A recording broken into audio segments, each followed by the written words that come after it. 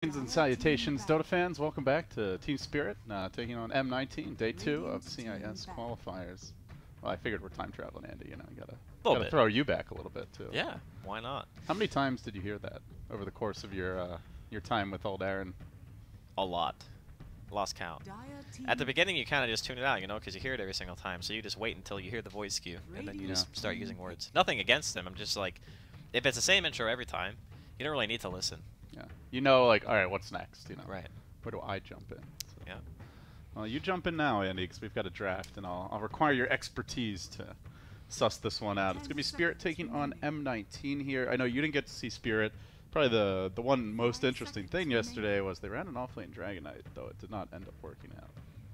Yeah, I mean, I can't say that I've heard of too many offlane Dragon Knights winning Dota, but you talked me through why they did it, and I guess the logic makes sense. Didn't want to have to lane it against a Razor. It's a good thing to do, not walking mid as melee against Razor.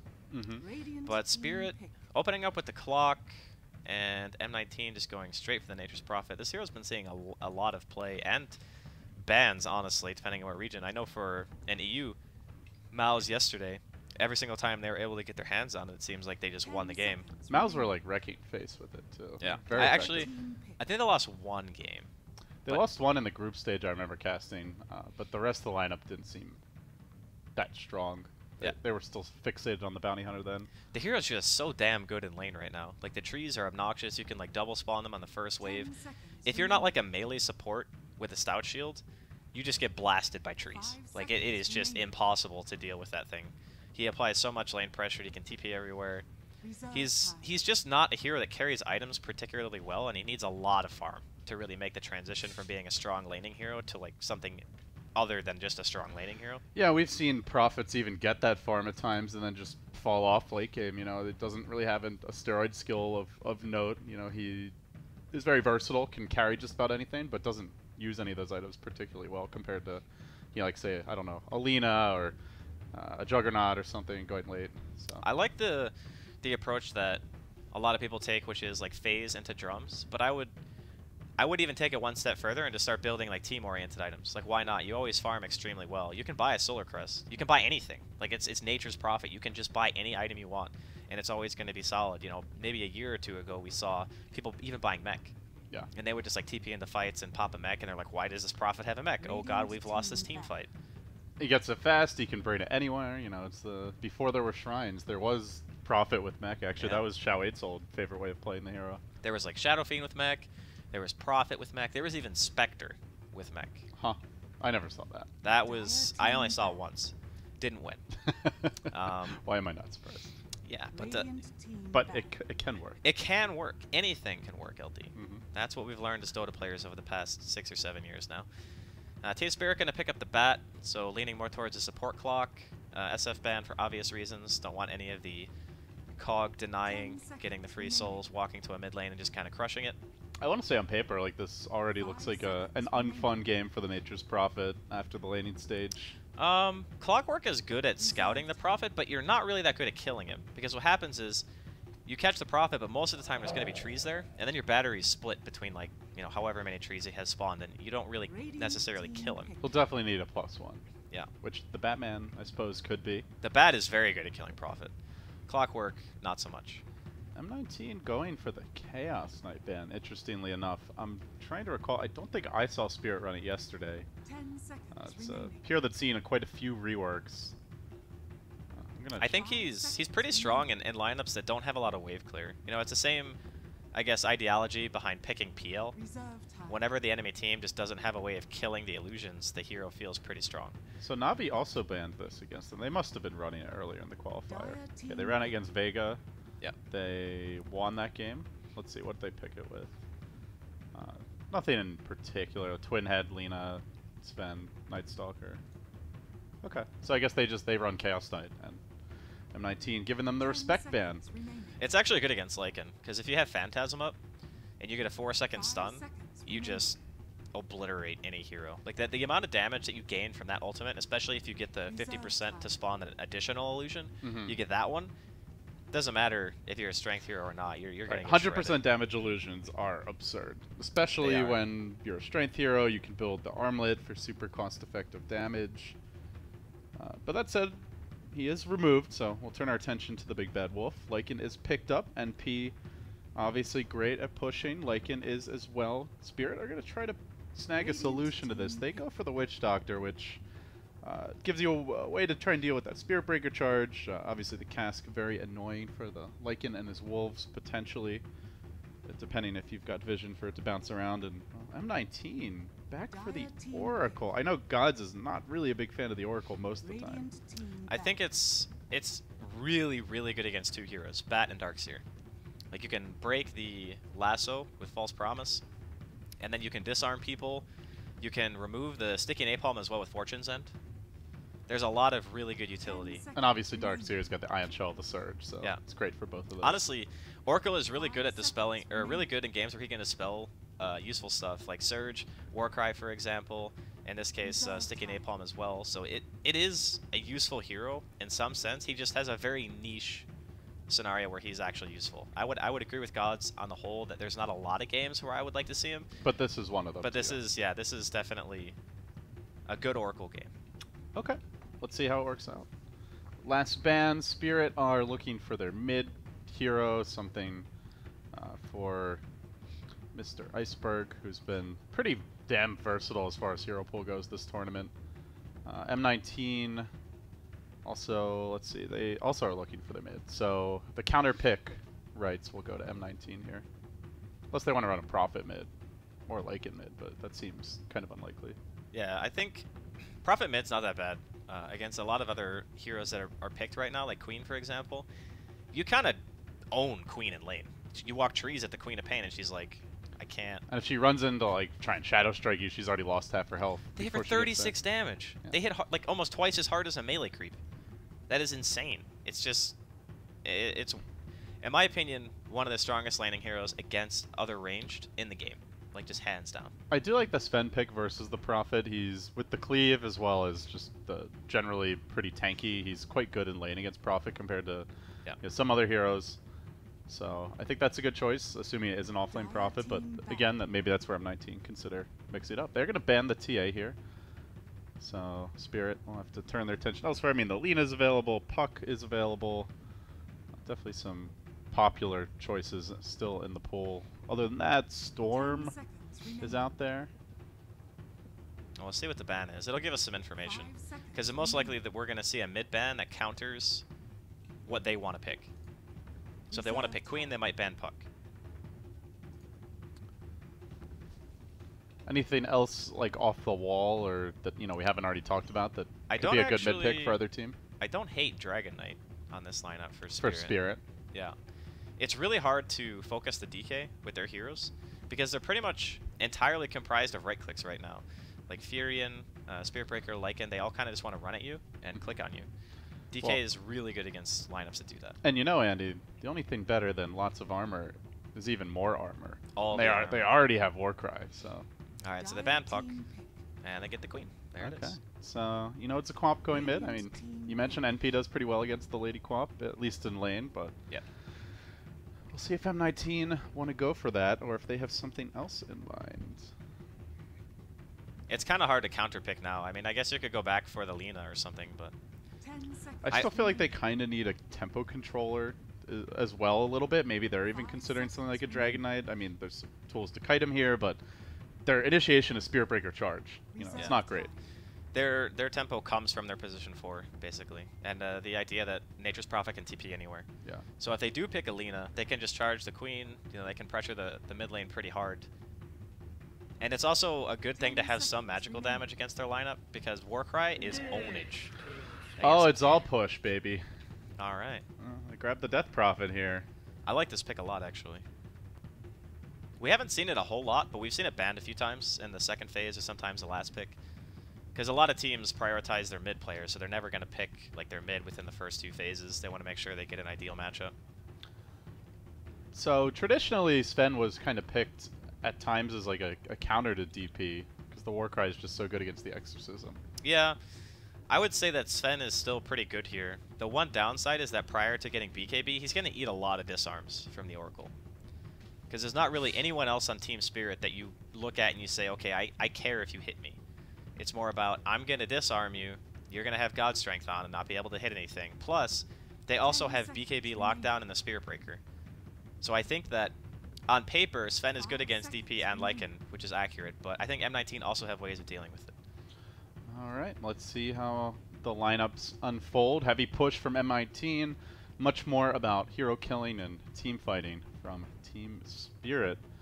Both teams finished 7-2 in the group stage, came in strong yesterday, but did flop a little bit against Vega and Empire respectively, so see if they can bounce back here. It is a best of 3 elimination match. The winner will be moving on and has to potentially, if they want to run the gamut, they have to win 2 best of 3s and a best of 5 to get to TI. So for either of these teams, it's a long road, Andy.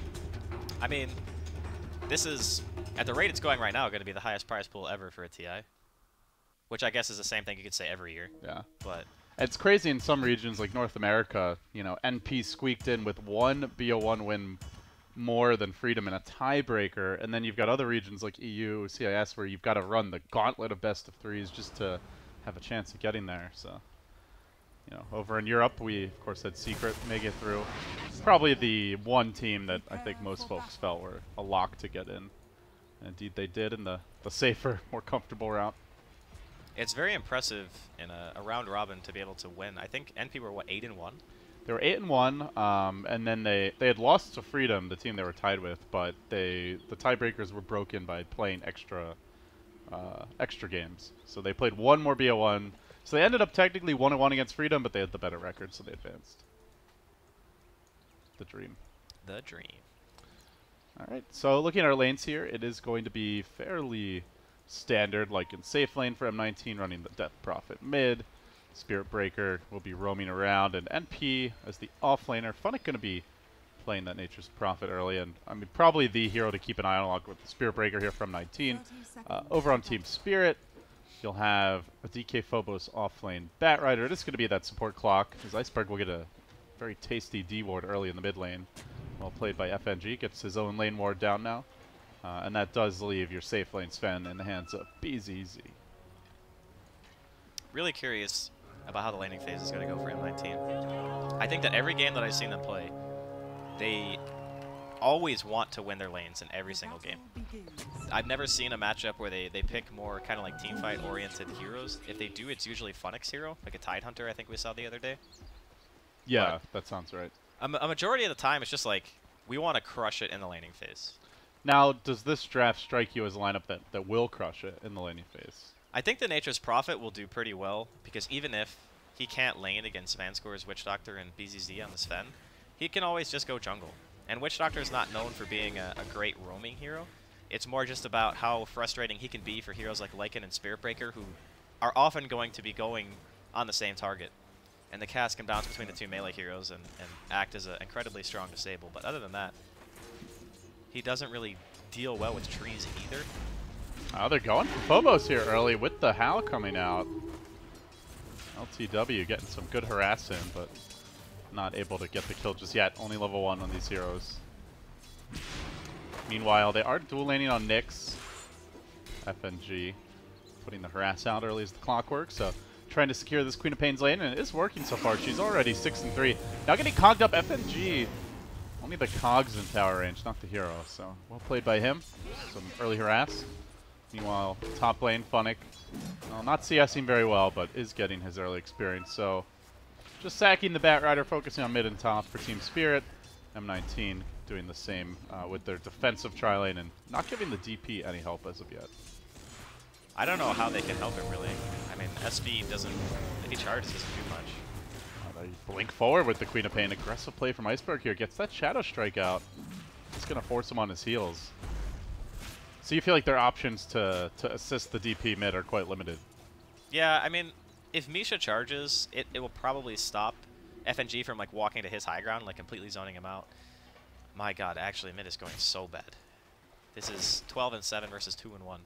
Death Prophet used to be known as a lane dominator, but this is not giving her a fair crack at, you know, reclaiming that mantle. That's for sure.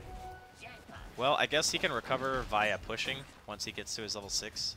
He still managed to get level 3 before Iceberg, so in the experience department, he's not too far behind. as the range creeps dying. Just out of the pretend tower. these CS don't exist.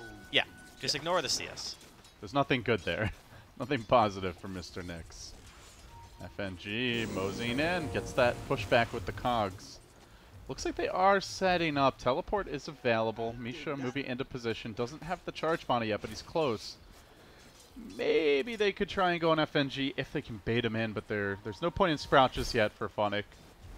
So it'll have to be a pretty deep dive by FNG if they actually want to try for a kill. They also need level 2 on the SP. I think you need Bash if you're going to try to go for something like that. He has the Orb of Venom already, so... FNG is wrapping around here. Okay. Everyone sees each other. They still have that hill ward, so... The positioning is known as FNG gets the cogs off. Queen of Pain blinking in. The Prophet TP maybe could come, but it's not going to matter. Nyx is denied by Misha. Good save there. Yeah, Funnick was in the lane, so if he had gone for a teleport, Team Spirit would have canceled it immediately anyway. That was a nice play for Misha. At first, it looked like he was kind of blocking him because he went for the charge stun, but having the presence of mind to be able to get the deny on the Shadow Strike. I like that move by Team Spirit too, even though the Spirit Breaker's there, they're really not afraid to commit anyway uphill. They know the Clockwork Quap combo is just very strong at this point. Yeah, SP is not really that scary to a clock either.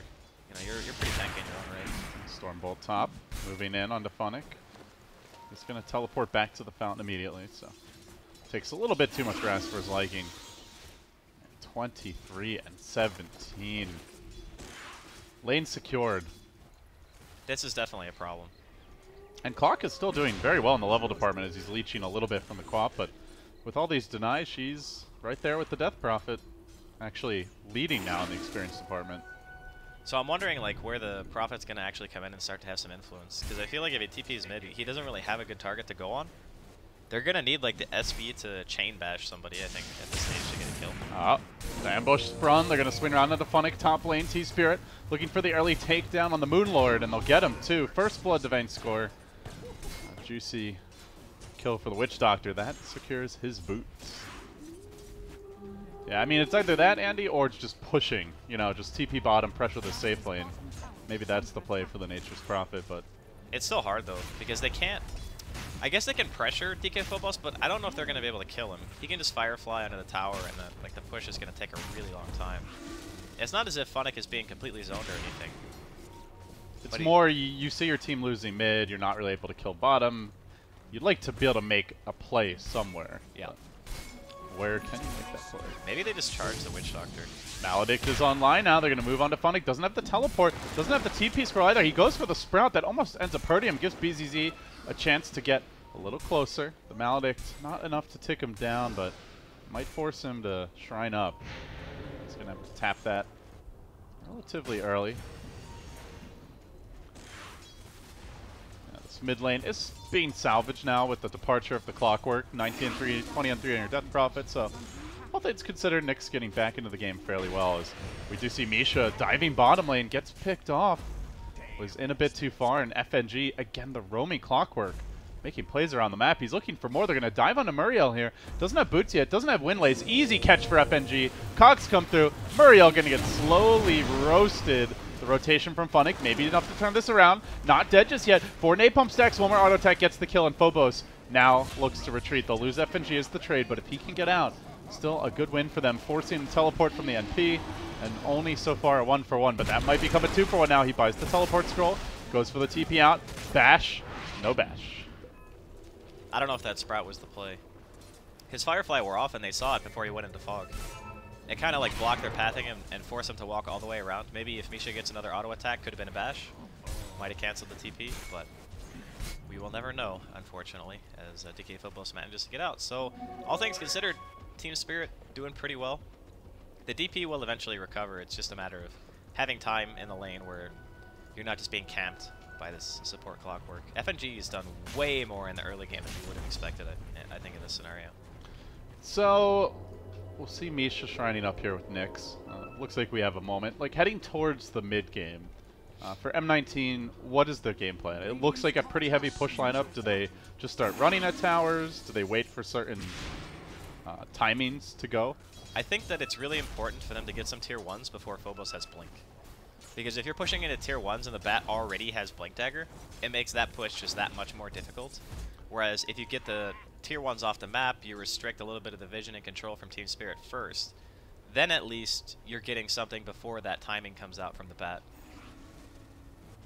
Okay.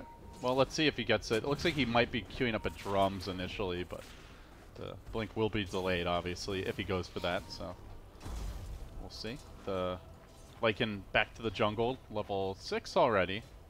Looks like he is going for that Mask of Madness.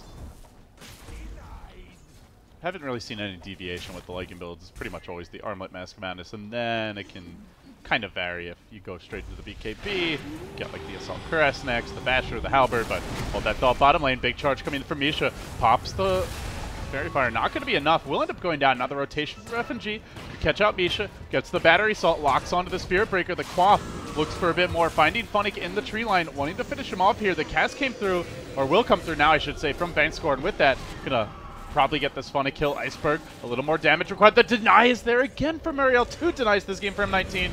Really salvaging a lot of these fights. A double kill now secured by Nyx as Iceberg moves on to him. No points in the silence yet, but does have the Spirit Siphon charge coming through. Now the follow-up. Space Cow on the move. He's going to find Iceberg. Plows through him. Team Spirit now turned on their heels. Eat the Lantern, Misha says. A triple for Nyx. Pretty much the dream Death Prophet team fight. That 204 build just paid dividends. All right, Misha, going a little ham here. All right, he's got 6 charges. He's looking good. That was like the best case scenario for M19s. Like, okay, they didn't get the tower, so maybe getting the tower would have been like icing on the cake. But that was actually a full team wipe over the course of that. They killed everyone. Wow. So the use of the Exorcism, not getting an objective, but getting a ton of kills. I think that's more than okay for the first use, especially since the Bat is one of the heroes who died. We talked about the importance of getting those tier 1s before his Blink Dagger is online. So taking him down, giving yourself a little bit of breathing room before you have to worry about that DP getting pulled out of position. I mean, I guess you still have the Oracle, right? But it is nice to have the luxury of knowing that he doesn't have that item. Amazingly, even after a triple kill, this Death Prophet is 1,000 gold down on the enemy Queen of Pain. So, still struggling a bit in the net worth department with only 28 CS, but... Yeah, but Iceberg's first, like, team fight that he went to, it was a complete disaster. Like, I don't think he had full mana because when he didn't use Sonic Wave. Yeah. And he was around for a while. Actually, that's how he died, was he stuck around so long that Spirit Breaker was able to heal up, come back in with the charge, and catch him as the DP brought him low. So Lycan gonna retreat to the jungle now. We'll see Muriel getting a lane to farm in. Wants to get that false promise as quickly as possible. And M19 so far, pretty content with the way things have developed. We're gonna see a double bracer pickup on Funnick. The drums have been quite popular in the NPs, as you mentioned. Interested to see if he goes that route, or if he considers something less conventional, but still leaving it kind of open-ended with these items. He's got 2 bracers right now, so I don't know if he's actually going Atos, or if he wants to make one into drums. I don't know why you get the second one, then. It's a little strange, but... I mean, I guess Atos Prophet doesn't sound completely awful. It's good against Queen. It's pretty good against Batrider. Because the heroes, they really want to be mobile in the fights. So you can like Atos him if he goes into Lasso. But I think it's more likely just going to be a casual bracer and a pair of Oh yeah. These towers are going down now. M19, they'll take the tier 1 top.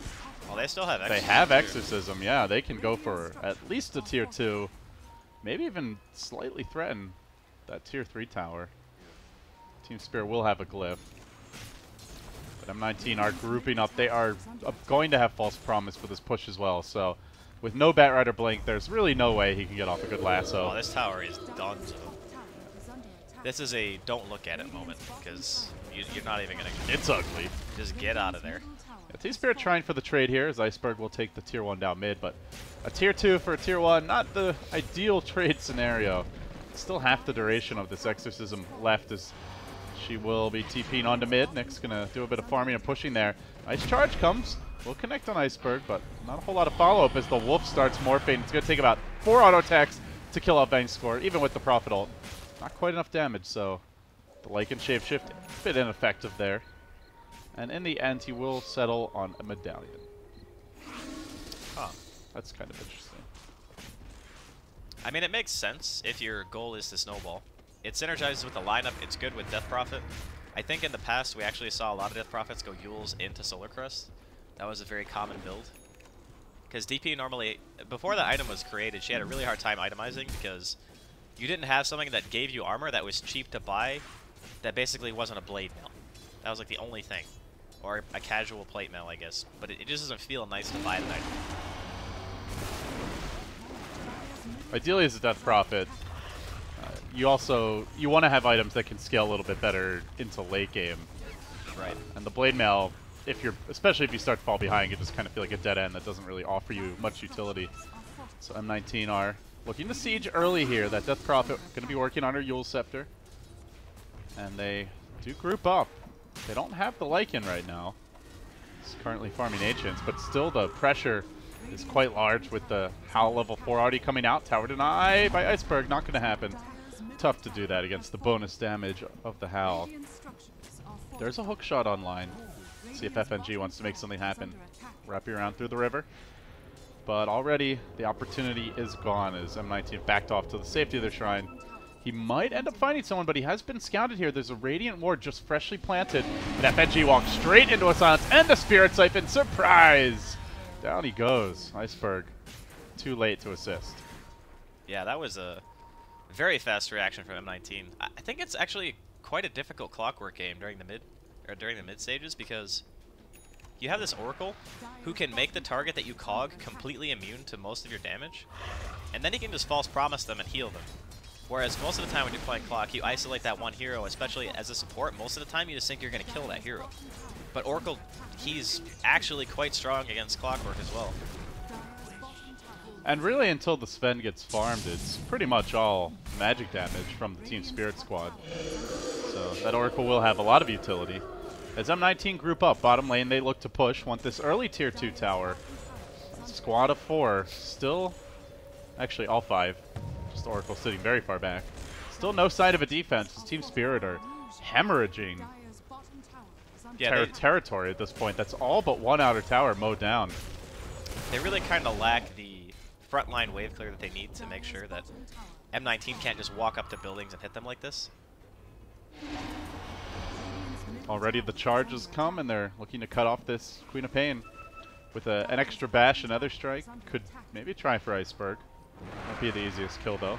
And in the end, they will decide to back down. So M19, they have been dewarded out. That Observer that gave them the jump on the clock last time won't be there, and that means Spisha caught out by the lasso and the hook shot. Still the Spirit Breaker stands his ground. He's healed up by the Oracle, kept alive by the False Promise. Now FNG in trouble. Angry Cow charging forward right into the Flame Break, decides to turn. He stays alive for now and will end up surviving through this. Gets the super duper long range stretch Armstrong, another strikeout, and will find a kill off of that, but he eventually will pay as Iceberg turns and unwinds with the Sonic Wave. So a 1-for-1 there. A lot of big ults expended on both sides. Exorcism currently cooling down. But this will not stop M19 from pushing elsewhere. The Solar Crest complete. See Funnick off to the top lane. He's gone for the health talent, so this is a mega tanky Nature's Prophet at this point. Yeah, I like his build a lot. The two bracers make a lot of sense when your next item in progression is going to be armor. So he's like boosting his effective HP as fast as humanly possible. He could still go back if he wanted to for the Atos, but it looks like he's going to go for the Force instead. So more of the utility. I'm going to help my team push Nature's Prophet. It's a really solid build. Also allows the DP to go for something else. She doesn't want to go for the Solar Crest herself once it gets just some more raw health. Because in team fights, the Prophet can just Solar Crest the Death Prophet as well. And then basically you're at a stage where you're allowed to build a lot of raw HP. And then you also have the Solar Crest anyway from your Nature's Prophet. Roshan just being murdered here. There's not really much Spirit can do about this. Oh, you poor thing. Roshan, a lonely soul. People just come in there and beat the crap out of him, steal his heart, and walk away. Must be a tough life being Roche. Also, maybe a tough life being Iceberg at this rate as he gets charged. Nether Strike? No, not going to happen. Meanwhile, the Dire Courier did get sniped by Nyx. Not often you see that was the SM line for BC. Death Prophet going for that type of play. It might cost him, though. Trapped out. He gets off the Yule Scepter. It's going to keep him alive for a bit longer. Now LTW comes in, but no, Aegis down very quickly. Can they kill him a second time? That's the real question. Nyx being focused here by BZZ. Nobody helping this Death Prophet, just walking back on her own, completely isolated. The late teleport comes out from the Nature's Prophet. The charge comes through far too late to save the Death Prophet. That's a mega kill streak ended. Really unsure what the rest of the team was doing. The Oracle did get picked off, and now Funnick trying to make it out of here. He will survive, but a quick trip goes the way of Iceberg. One way or the other, they were not on the same page. Either the Death Prophet shouldn't be there, or the team should be helping her, but neither happened. The team was split up. Like, some of them were on the Shrine, the DP was mid. Regardless, it is something that you can't really afford to make those types of mistakes too much, especially considering they got an uncontested Roshan. Like, Team Spirit didn't even look at the Roche pit. They flared it, and they're like, we're not going to be able to stop this. It's fine. So, when you get, like, gifted something like that, and you don't even get damage on the tier 2 in the middle lane when you have all of your ultimates off cooldown, that is, like, major miscommunication. That's not even a small thing. That's like... It seemed like Nyx, didn't have to use Exorcism for Roche, and is just thinking, all right, we can go take a tier 2, maybe even threaten high ground, and let's do it right now. And the rest of the team's like, all right, we just finished Roche, so let's... go get some wards down in the jungle, regroup, maybe find a pick first, then we'll go. And Nyx just found himself very far away from the team all of a sudden. But yeah, as you said, major miscommunication. They lose a lot of momentum off that, and you'd say Nyx is quite killable if his Death Prophet is not behind him. At least at this stage. Misha gallops in. Is going to find BZZ. Huge opportunity here if he can lock onto this Fen. He is going to get that initial charge off. Now the Sprout comes through. Pushed back by the Nether Strike. They get the Spirit Siphon on him, and they lock him down. Courtesy of the Oracle, they will find the kill. Looking for more as Nyx lurches onto the high ground. Wants a piece of bank score. Even forced to use the Shrine. Not able to save himself with that. M19 make it 2.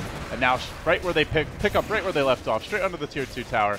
They will be locking down this Team Spirit side of the map. No outer towers remain. They might even try to chip away the tier 3, but the Exorcism is going to be ending soon. They don't have the Aegis. Have to be careful not to overstay their welcome. Phobos, no blink yet, but he is close. Only about 300 gold to go.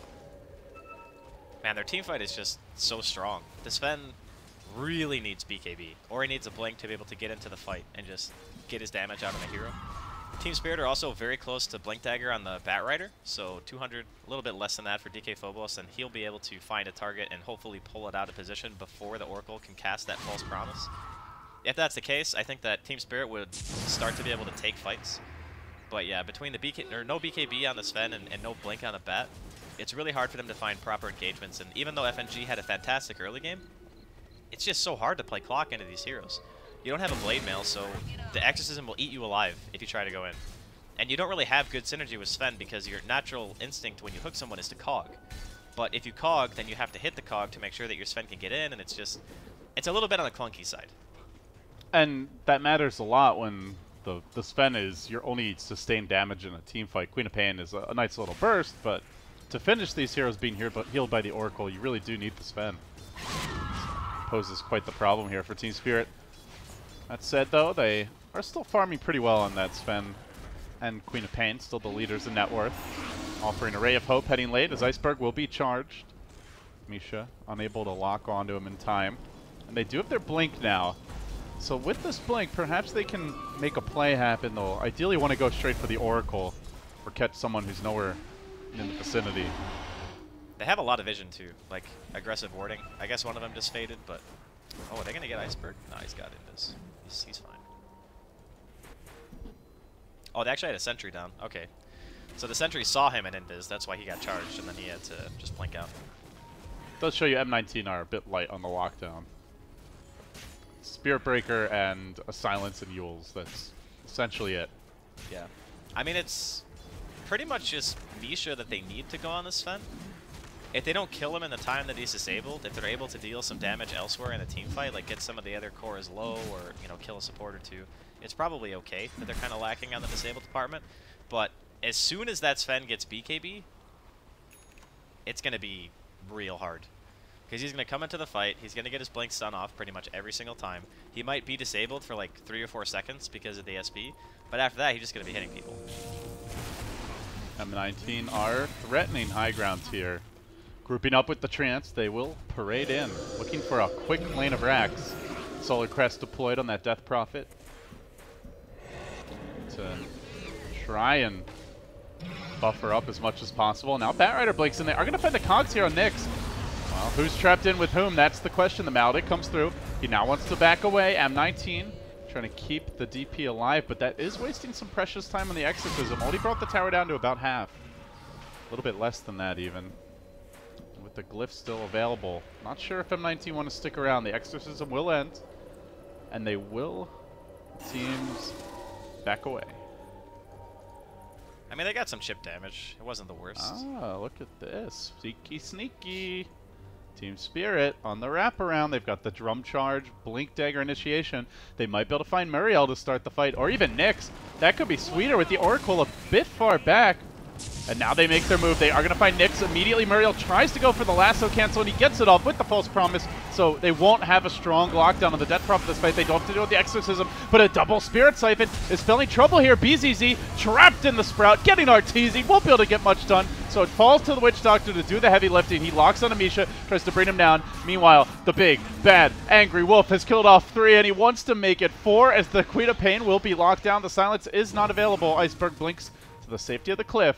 But M19, no. They know he's there. They are going to find him with the Atos. The silence comes through. The auto attacks barely clipping up the hill. It looks like Iceberg trying to stay alive, bringing it around the hill, but in the end, he will blink out. Barely surviving. Well, apparently they don't need Exorcism to team fight Andy. I can't believe that went as well as it did. I think the Sven actually has a Quelling Blade. It seemed like he was stuck in Sprout for a really long time. I'm not sure what that was about. He like stood there.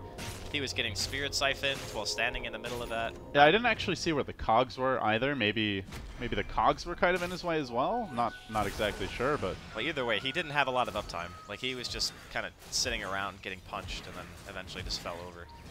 That Witch Doctor had an extremely long Death Ward channel as well. It just didn't seem like he was doing that much damage. yeah, he even got a decent Maledict off, but M19 are just very durable. And you look at their lineup, they've got 2 super beefy strength heroes. Hold that thought. Iceberg will get silenced up here, and now the pursuit is on. Can they lock him down a bit further? They got the silence off. They can drop him down to half, but he will be able to blink away. The charge is coming in. Meanwhile, Batrider also on the retreat. Team Spirit, a headlong struggle to get back to safety. Lycan comes through with the Diffusal Blade. He's already used 6 charges of this thing. I think he just got it in the last fight too, but hey, it seems to be working. M19 racking up the kills and surging forward. A lot of momentum for them, and a Roshan about to respawn. The Diffusal Blade is actually amazing against Spirit, mainly because of Warcry. Also helps you stick on your target. So you like the Diffusal Blade, you can think of it like this. It's minus 20 armor because you're taking off the Warcry and you're giving yourself a lot of uptime on your auto attacks during the shapeshift. And it's also a snare, so it's yeah, a double whammy of super value. good. Super good choice. I like that a lot from LTW. But overall, I still think that when you pop Exorcism like that, and you don't really... You get a back kill, I guess, which is okay. But you're putting yourself on cooldown, you know. You're allowing the Sven to get more farm. And it's not as if BZ's farming poorly, you know. He's going to be closing in on that BKB in a couple of minutes. So there is a very strong power spike going to be had by Team Spirit in the next...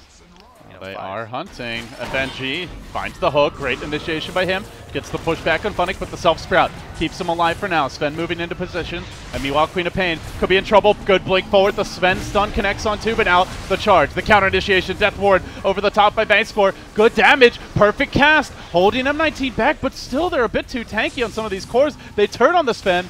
Chewing through him rapidly. LTW has to be cogged, but the silence is there preventing it, and it looks like the Sven has to blink, run away, has no teleport for a full minute, snared by Nyx, will eventually go down here.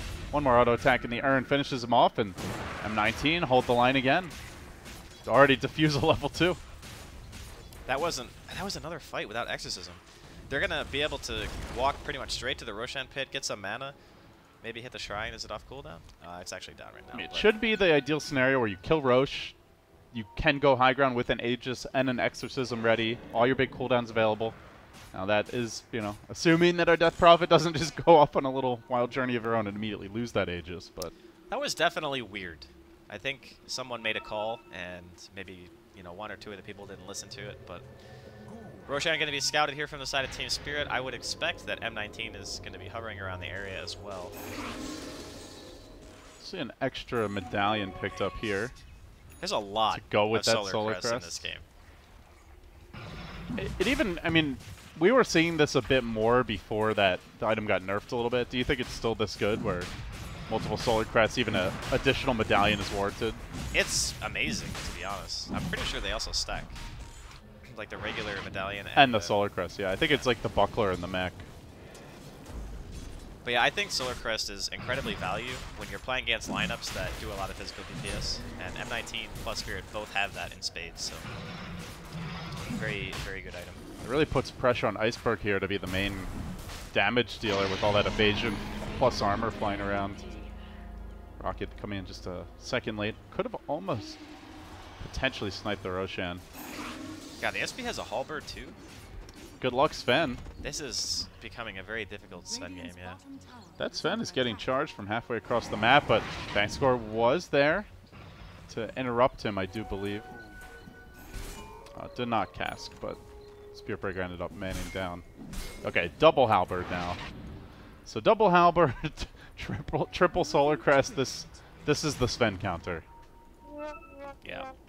I don't even know if he's going to get to attack without a BKB. I think he's just going to stand there and do nothing.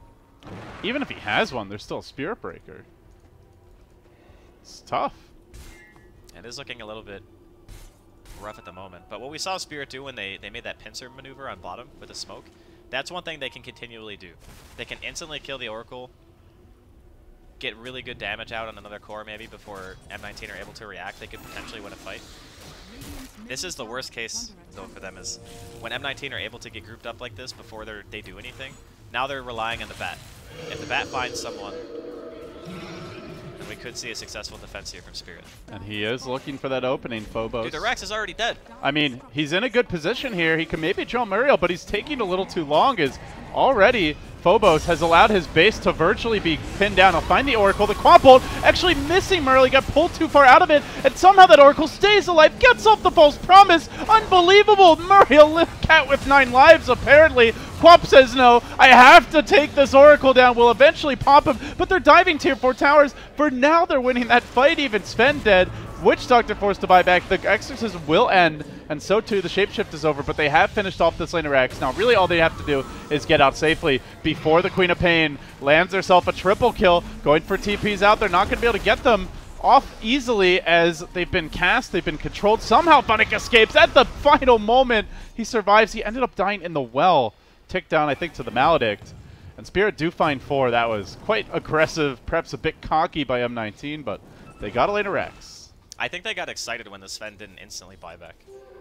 Because that hero does a ton in the fights, and even if he would have bought back without God's Strength, as we probably are going to see Nyx Tiger. Oh, this is real bad for Nyx. He pairs the Aegis, so he dies one series, probably dying twice. The Oracle has respawn, though. Does he dare come and protect his friend?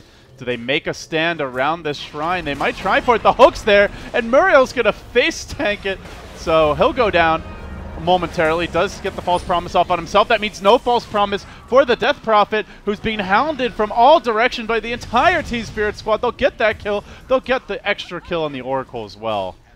An unfortunate time to teleport in, as it turns out. It was a nice idea, but FNG was super ready for that. He's like, alright, you want a TP? We just get bonus kill. Easy game. They did unfortunately lose their bottom set of racks, and given the lane equilibrium right now, I don't know if Spirit are going to be able to directly answer back. They can't even get a tier 2, which feels kind of bad, mainly because the Sven was dead for the majority of that, but still, BZZ, if he gets that magic immunity. That's the thing about Sven. He feels extremely weak in some lineups until you get your core items, but the second you get him, even if you are behind in net worth to some of the other heroes in the game, you just go through the roof in terms of threat for the enemy team. Death Ward committed here in the mid lane as they are going to try to control Misha. Nether Strike won't even get the completed cast animation off. He goes down. So a series of kills as what was once like a 7,000 gold lead, Andy, is now down to just 1K.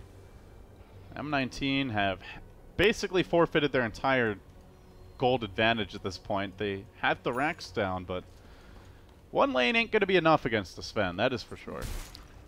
Yeah, you need to be careful, especially if the Queen is able to get to level 25. That is like one of the most obnoxious things in the late game. That's the talents have changed heroes like Puck and Queen so much, whereas before they just were lackluster late gamers at best. And now with the 70% lifesteal... Uh-oh. Okay, he's got Yules. Wait, did he defuse the Yules? Might have. It looked like a really fast Yules. Well, now gets another purge off onto that Greed of Pain, but the cast will force LTW back. It's really running low on the defusal charges here now. Already gone through 12 in 32 minutes. Yeah, I feel like if they can get another set of racks with the current defusal blade and not have to buy a new one, that would be really nice. Because then it's like you don't need to force yourself to buy a second one. Whereas, honestly, having the Purge for the Warcry in addition to having the Oracle's Fortune's End it's super value against Sven. Like that. There's not many games where I would look at Oracle and say this hero is actually doing a lot, but this is definitely one of those games. Yeah, he hasn't had to make too many crazy plays. Like, to be honest, Team Spirit haven't found a ton of lasso opportunities. The Sven has been controlled largely by the Spirit Breaker up until now, but that could be changing as we head towards the late game, so Oracle might need to come up big down the stretch. Team Spirit, though, have smoked up. They wrap around to the Radiant Shrine near the Roshan Pit. They get the hook initiation onto Misha, locking him in the cogs. He stays alive for now, but they are focusing him. Oracle trying to heal him up as much as humanly possible, but they lasso the Oracle, somehow trapped out again. Death Prophet getting hammered on by the Sven, but the Sprout keeps him alive, at least for now. Doing the best he can, pushed away by the 4-step. The Ghosts are still going, not long enough. Daddy's home, and he is not happy with M19. This Sven is chewing them up. Stormbolt comes through, caging the Wolf. The Lycan slashed up a few times and now has lost his shapeshift. Might be finished off here. A couple more swings of that big sword, and down he should go. Even shrining through it, not enough. LTW down as well. The full squad, aside from the Nature's Prophet of Funnick, wiped out at their own shrine again. And this is basically your point in a nutshell, Andy, that a Sven who's down on net worth can still easily be the hardest hitter in a game. 10-second BKB. That's pretty much what wins you the fight. I think that the DP also Yules a little bit late. He had some time to be able to Yules before Funnick Sprout came out, but he just took so much damage. And the other thing, too, is the Oracle was forced to ult himself. So instead of the DP having the false promise and getting the double benefit of having like multiple Spirit Siphons out, which, by the way, is just insane, because you're healing like 11% of your total health per second with false promise on for each application of Spirit Siphon. Like, that is nuts. But he didn't get it off, to your point. So. Well, he had to use it on himself. Yeah. Because he was dying. So, yeah, the initiations from Spirit are basically what's winning them the fights, because they're forcing the Oracle into a defensive position immediately. And that's why we emphasize the importance of, if M19 are able to get to the base of Spirit, and Spirit aren't in position to, like, pincer them, then the Oracle is always able to get all his spells off on the right target. And that's the ideal siege scenario.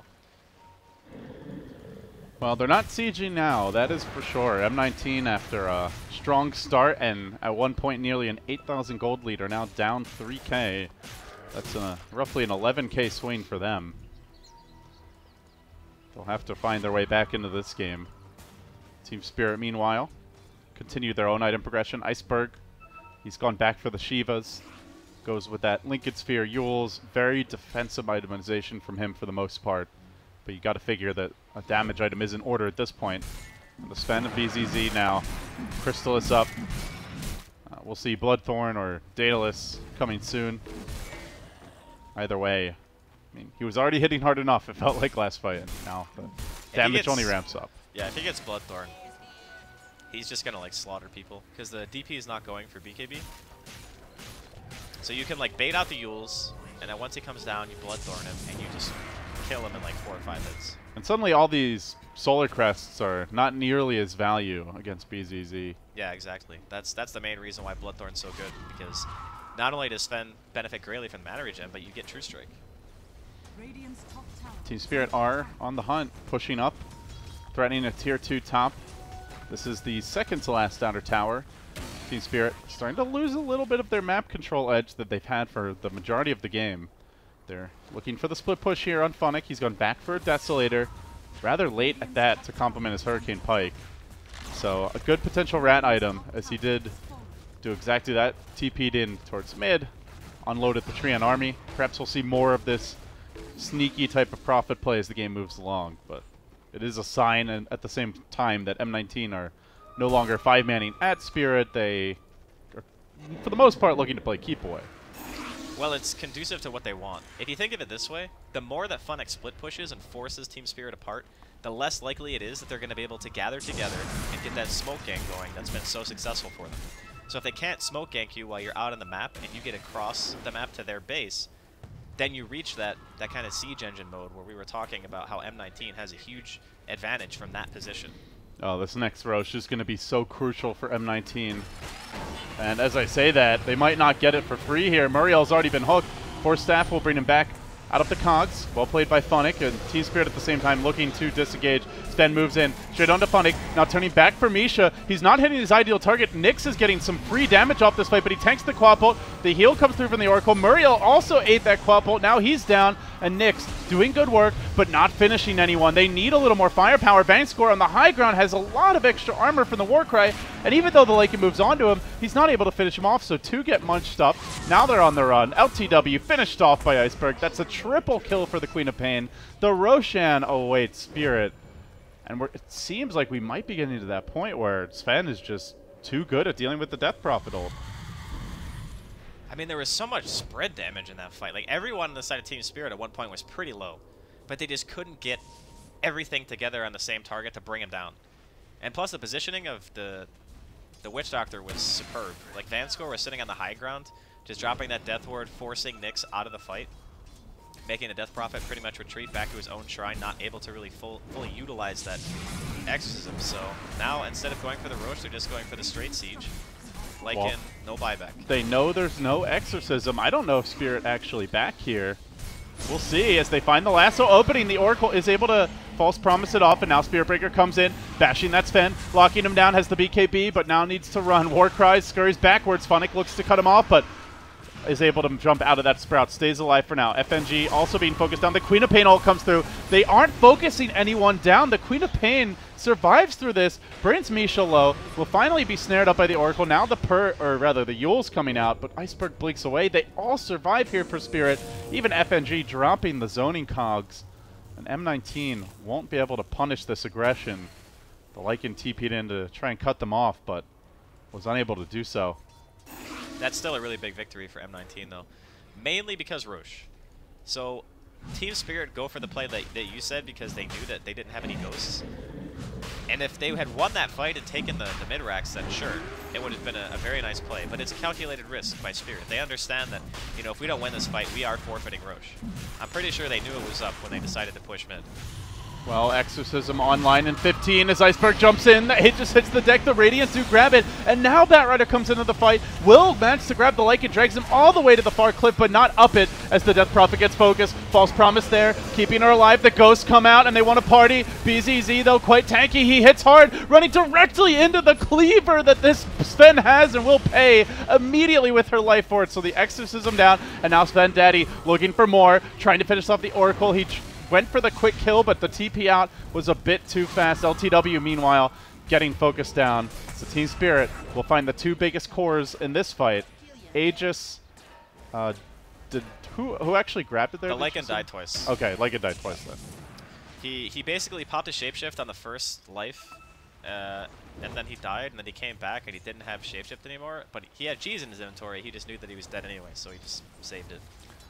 That's pretty concerning for M19, though. The Exorcism just does not seem to be able to get them in kills any longer. The Lycan is largely being dealt with in fights. And even with an Aegis, they're still not able to take Team Spirit head on. They have pretty mediocre Aegis carriers, if you think about it, because they're both cooldown heroes. So Death Prophet has Exorcism, and then Lycan has Shapeshift. So when they die, they come back and they're just a lot weaker, basically. It's not really the ideal team to hold an Aegis, but you still want it for obvious reasons, as BZZ is just going to go top and just blast this tower down. Ay, ay, ay. He is getting charged, though. He's out quite far. The Spirit Breaker wants to go for it, just barely able to connect with the charge in time. Now the Nether Strike coming through, but that's a healthy Sven, and it might be an angry one soon. Nyx joins the fray. He jukes into the trees here. The God Strength going to be wearing off in short order, and they are able to silence him, control him, bring him down. They slay the beast, and now they look for more. FNG, though, being charged. As they head towards the high ground, they look to cut him off. Funnick gets pushed down by the cogs, but still, they connect with the charge. The follow-up kills are there. Team Spirit getting a little bit sloppy down the stretch. This could come back to haunt them. Meanwhile, the lasso. Funnick pulled all the way up on the high ground, and Phobos a bit isolated here. The Queen of Pain ult came through, but Death Prophet stays alive, and now with the silence is going to look to hunt this Quap down. Good damage coming out. The bash, the follow-up. No, Iceberg able to blink out. They don't finish the Queen of Pain. Funnick, meanwhile, trying to go onto DK Phobos, but Phobos is out of there. So too is the clock. M19 looked like they could have had 4 or 5 kills potentially that fight, but they just struggled to finish targets. Yeah, like you mentioned earlier, the SV's their only reliable lockdown. If they have a Hex, I think it would be way different. Like, maybe instead of going for the AC, Funnick buys a Hex, or maybe, you know, Nyx buys a Hex. They really need something else to keep a target still. Or even Lycan gets a Basher, but yeah, that doesn't seem to be on the menu for him, as he's got an MKB queued up. I don't know, it's very difficult for them to, like, kill the Queen, for example. That's probably the hardest target. Sven's obviously tanky in his own right. Well, but the big thing to take away from this is that Spirit are consistently taking the fight to M19. That's what you want to do with a cooldown-oriented lineup. If you can just bait out the ults, as long as you're not trading horribly, it should always favor you, because if you think that you have the better late game, then you're just basically delaying their push. Every time that M19 gets ran into by Spirit, they trade evenly. That's a win for Spirit, because you're always going to be popping Exorcism. You're always going to be using Shapeshift and stuff like that. So, and they're always fighting on M19's side of the map. Yeah, so exactly. Even if they win a fight, you're not getting to their base with Exorcism ready, or with it still going to potentially take that second lane, third lane of Rax. Well, they did expose top lane.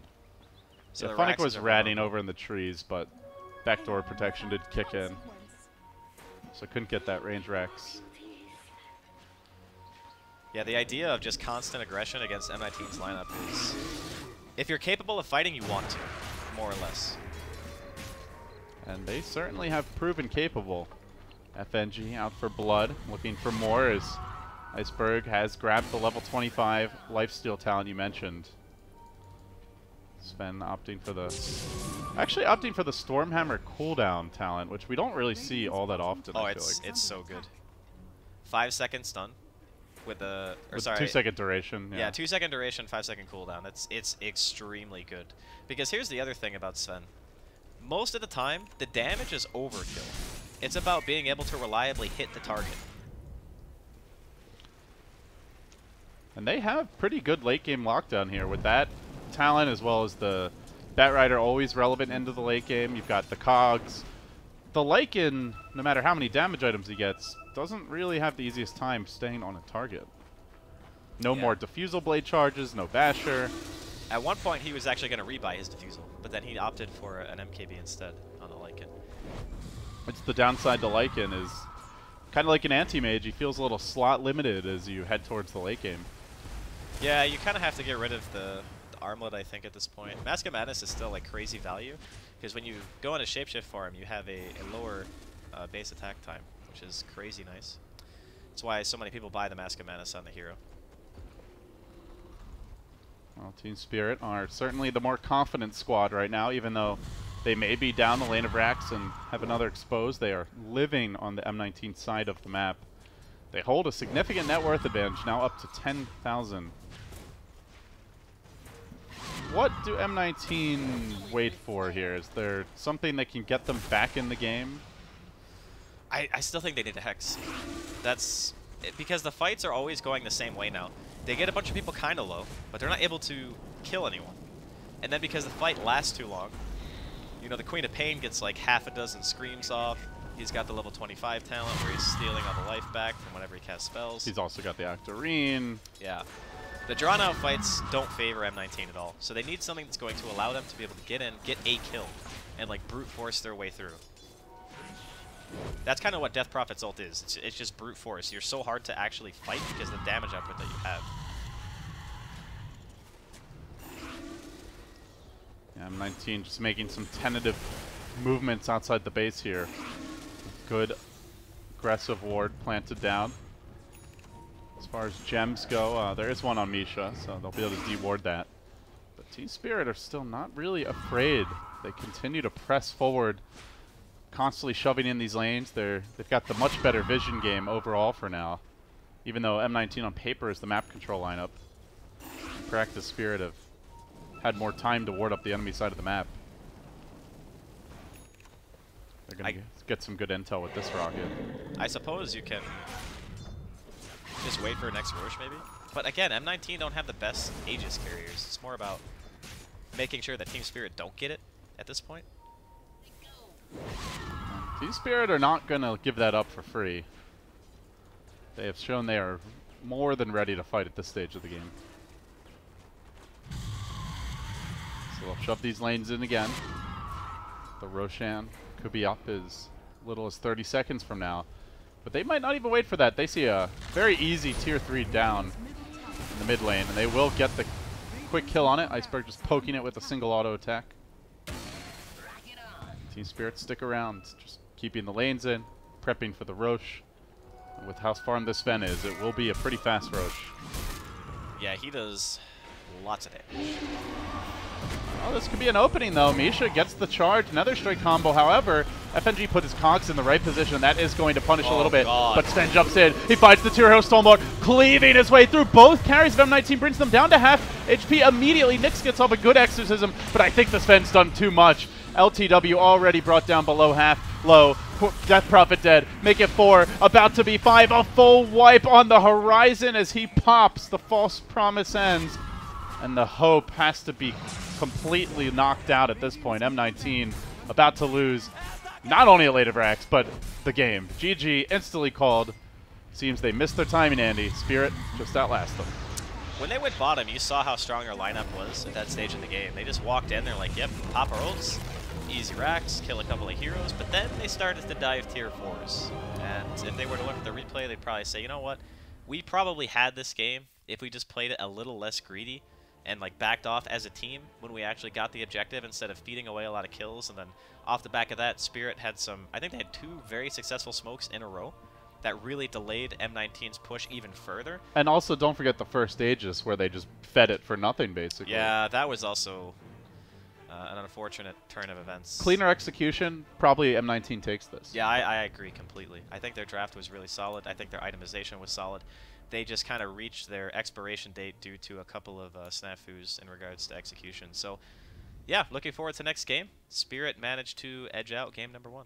Yeah, well, like all things, if you let them sit for too long, sometimes they go bad. So spoiled milk this time around, but M19 look to bounce back. It is a best of 3. Loser goes home. Winner will move on and has to then win another best of 3 and a best of 5 to get to the International 2017. I'm LD. He's Draskell. Can't even get our name straight today.